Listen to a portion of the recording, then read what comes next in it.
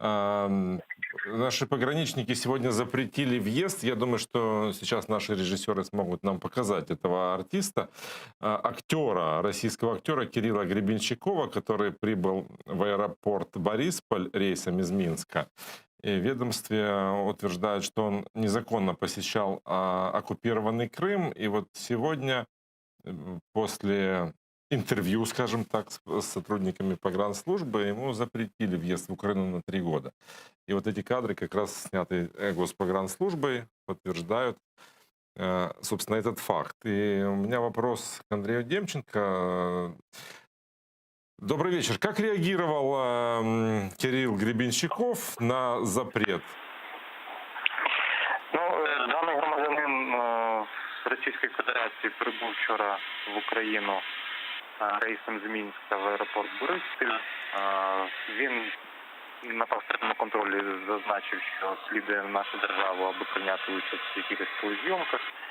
В той же час співробітники відомства встановили, що він до цього кілька разів незаконно відвідував окупований Крим. Це йому було також зазначено, однак він намагався всіляко заперечувати свої відвідини незаконні Криму.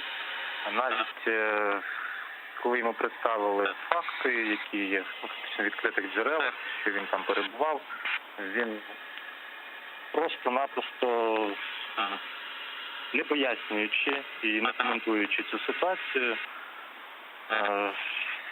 відмовився визнавати той факт, що він відвідував окупований Крим. А то, что он был в оккупированном Крыму, информация у вас появилась из ваших собственных мониторинга, да? Или это было какое-то взаимодействие с, там, не знаю, с СБУ, с Министерством В культури? даному випадку ця інформація була підтверджена виключно нашими співробітниками, хоча щодо осіб, які незаконно відвідують Крим або і інші окуповані території нашої держави, ми діємо в тісній взаємодії і з іншими правоохоронними органами.